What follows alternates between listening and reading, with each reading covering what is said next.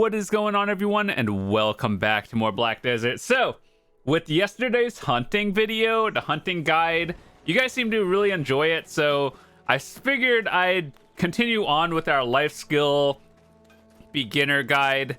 Not that we're like beginner 1 or anything, but just like what I wanted to show in this series is spots that I did to grind, or not really grind, but all my life skills.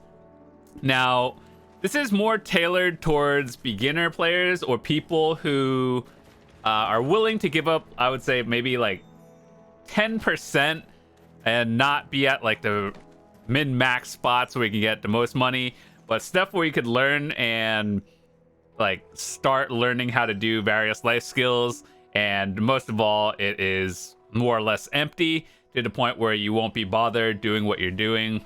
So yeah, so it's not like the super contested spots, which you are giving up a little bit of silver overall doing this, but ultimately you can have like an entire hour or however long you're life skilling to yourself. And yeah, I think that's the important trade-off that you're learning here. So today we're going to be doing some gathering, and this is probably going to be a multi-part video for the gathering life skill, because as you guys know, there are a lot of life skills. There's lumbering, fluid collecting, gathering with a hoe, butchering, tanning, mining, water scooping. So mostly what I do personally and what I did to get to Guru 10 gathering, lumbering gives the most XP in terms of like chopping trees, and of all of them, I think this one gives the most XP, but a little bit less money compared to butchering. But ultimately, it depends on what you want to do, and it's hard to describe life skilling to people because it's like you kind of have to know what you want to do. So for example, if you're butchering, you're getting meat, right? And then you use that meat to cook, and that's where you get a lot of profits from. If you do fluid collecting, for example, you get a lot of bloods and you do a lot of alchemy. If you're doing lumbering, you get wood, and then you could turn it into various materials, such as like crafting boats or whatever. And then mining, you get ores, and then you use it in processing. So there's a lot of things you have to know beforehand. When you're a beginner and you have no idea what you want to do, I would just honestly recommend saving the materials. Or since they buffed it in the beginning, or like a few, I don't know, I'd say maybe a few weeks ago to a month ago, they buffed the prices of all, or a lot of materials. And so selling it on the market may not actually be the worst thing you can do. But if you're trying to like make a lot of money, you have to get the raw materials and then turn it into something else. What that something else is, I don't know. Yeah, you just have to look at the market and figure out what materials you have. And yeah, so anyway, so this might be a multi-part video. I'm just going to show you some spots that I used, and hopefully that helps you out. So today we're going to be doing lumbering. In the upcoming episodes, we'll do everything else. I don't really do water scooping because that's literally you set it onto somewhere, like go to a river, set it to water scoop, hit the repeat button, and go AFK. And then, so that's about it. But the rest of them are pretty much all active life skills, which means you actually have to go spam the R button on whatever. So how do I start this thing? Let's say you are a beginner all the way up to, I guess, skilled, and the reason why you're watching this is because you want to find out new places to grind, or not grind, but life skill gather. So that'll be all the videos in the future. But items I would recommend starting off if you are not like Monos ready. When I say Monos, I mean like Monos is the highest tier of life skill gear you can get, and then there's like the blue one, and then Logia. Personally, like I started a while ago, so when the new Logia Mastery gear came out, I started with that and then went straight to Monos. I skipped a blue tier, and I think that's how you should do it as well. Because, yeah, so eventually you do want to get Monos tools. That is no questions. That is the best in slot, and to start, I'm going to try to explain what mastery does. So if you just hover over like any like sort of gathering, you could read what it does. And so acquisition rate is how much of something you get, and that's quantity, and then rate is kind of like rarity, I guess.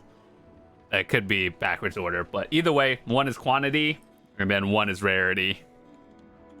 So the higher the better, just generally. Things I would recommend in terms of tools before you start, obviously you want to work from like Logia all the way up to Monos. Now I know there is a point where using the magic tools like these thingies is actually better up until you can hit a certain mastery point, and then that's when you switch to Logia and Monos.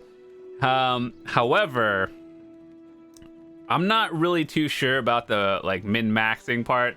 I would honestly just go to Logia because there is a point, but at some like you're gonna upgrade eventually.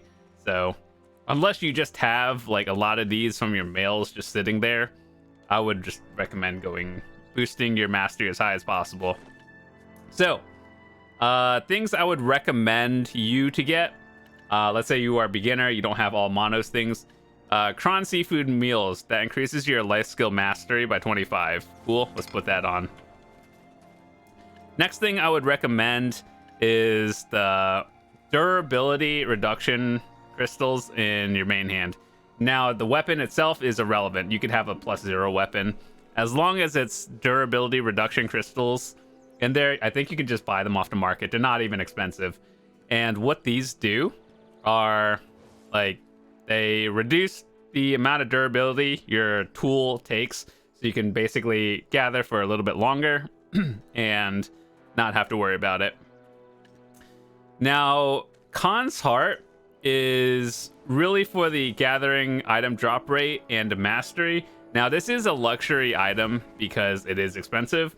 One thing I did previously was, like up until a certain point, where was it? Honestly, I used a Spirit Stone like for a long time. All you really want is the gathering item drop rate. And so you could use Spirit Stones for a while. And then once you start making more silver and then you realize you want to upgrade, I had this for a while. Skip all of these until you can get it. So this is like mid-tier level. The reason why you're using this one is because it gives 13% instead of 10%. Is it better?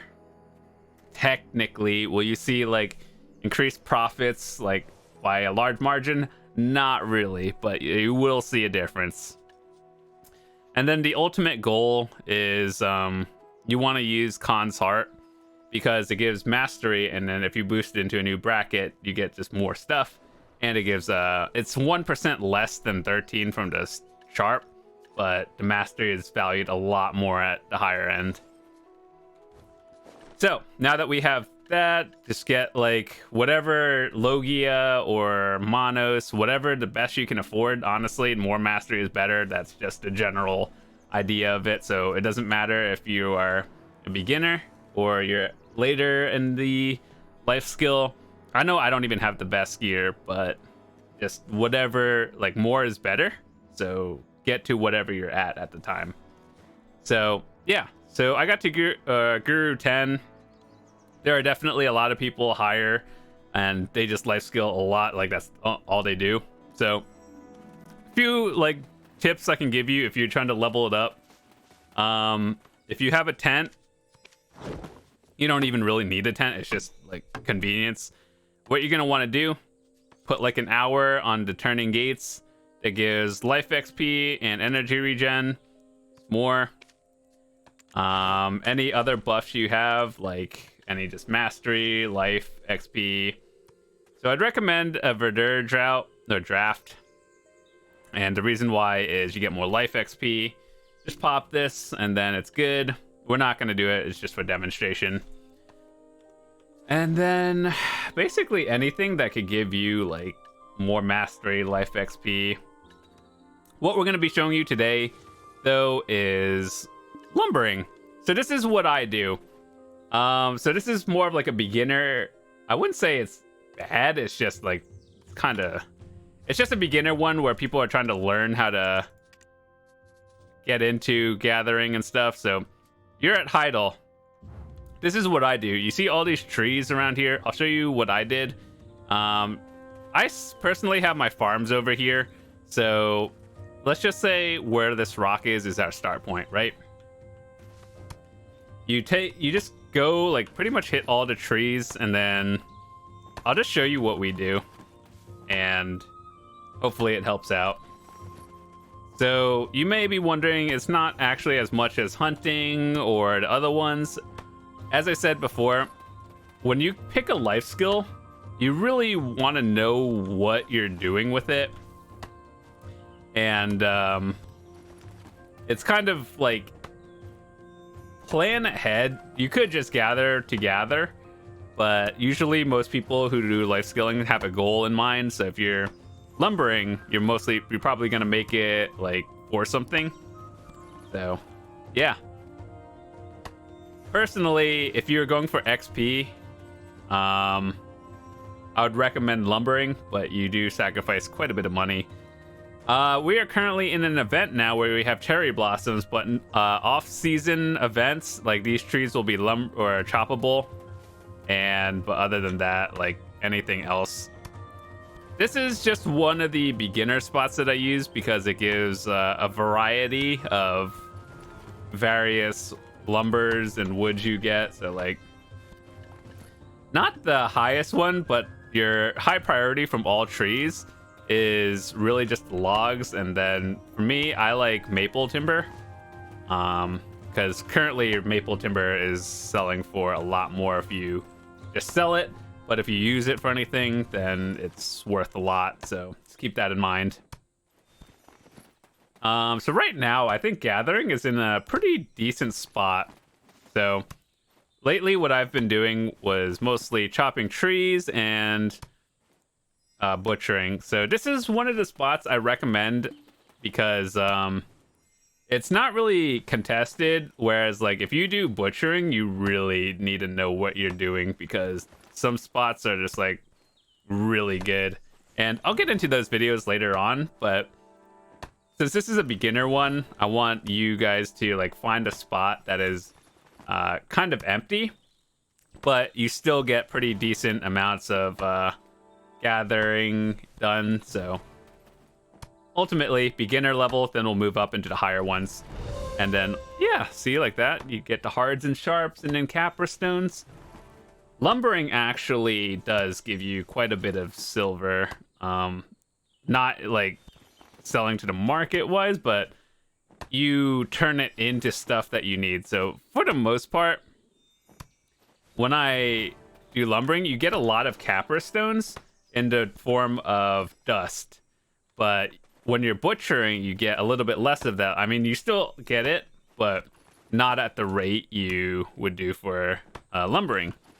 So if you do like a few hours of each kind of gathering, you'll figure out like how much silver you would make each of them. So as of right now, I'm pretty sure in terms of just if you sell everything to the market, which you probably shouldn't do unless you are beginning and you don't really know what you're doing, butchering is pretty high up there. Like I think butchering is really the #1 gathering for money. And then after that, it would be like fluid collecting if you do alchemy, and then after fluid collecting, it'd be lumbering.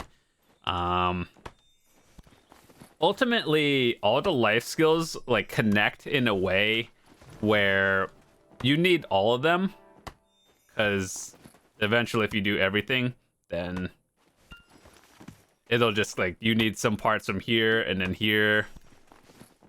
But overall, some of them are very specific. So if we look at all the life skills again, I really do think that tanning is very specific. Like if you do tanning, it's because you know what you want. And water scooping is kind of just like a daily. I didn't even know that was like technically it is gathering. I knew that was a thing, but it's not like something you would do. So this is the spot right here. We're on Alejandro Farm. We started from Heidel with this, and then we're on the farm right now, right? So if you have one of those celestial whistles thingy, where you can call your horse from anywhere, it's not relevant. But if you don't have a celestial horse, I would call your horse over here, because the route we're going to be doing is you're going to need our horse to get back. And it's, how do I describe this? Like this horn, the horse one, you can call your horse from anywhere.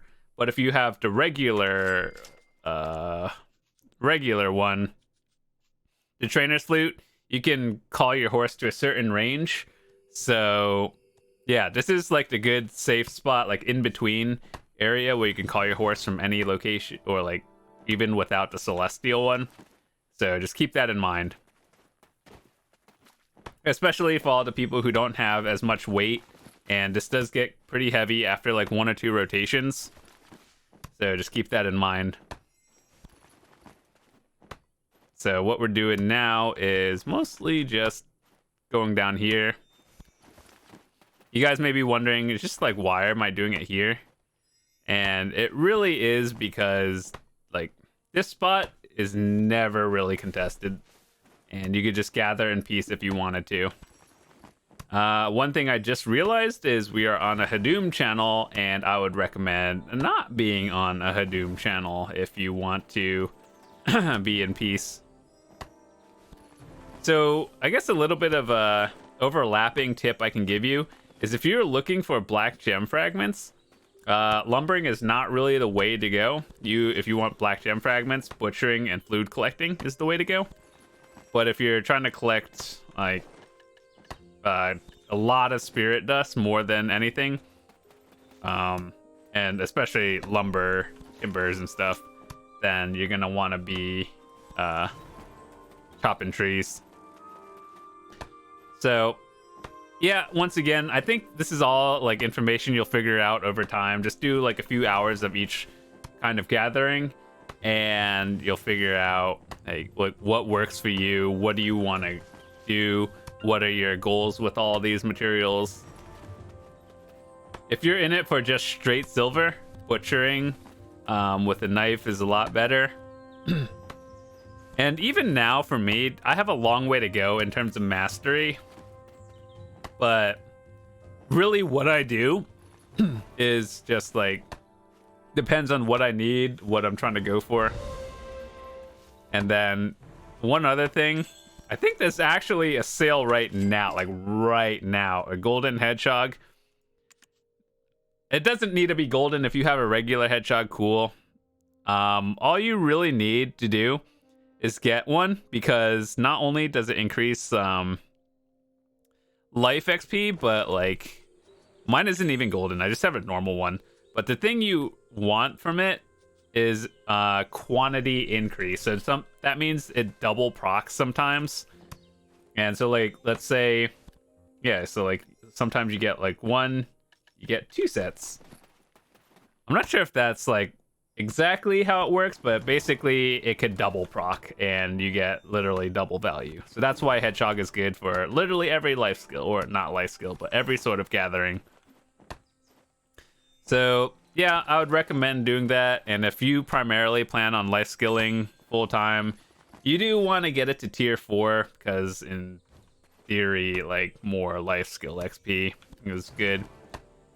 So actually, I kind of tailored more of my pets.